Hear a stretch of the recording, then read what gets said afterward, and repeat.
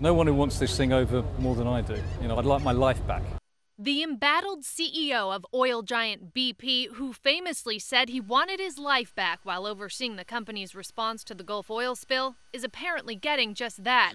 Tony Hayward will step down on October 1st. Hayward faced public and political anger over his handling of the spill. BP now combating the public relations disaster by putting an American face on the British company. Robert Dudley, a longtime BP employee, will take Hayward's place. Hayward will get a year's salary, $1.6 million, and will be reassigned to a project in Russia.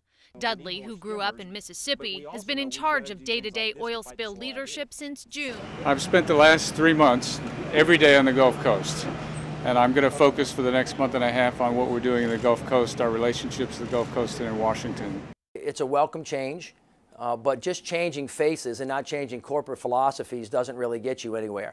At 5:30 this morning, Greenpeace activists launched a covert operation. Today, BP have announced that they're changing the boss, and I think that what we want to do is make them not just rearrange the deck chairs, but actually look at the whole future direction of the company. The people in the Gulf South want to know that BP is completely and totally committed to completely making it right.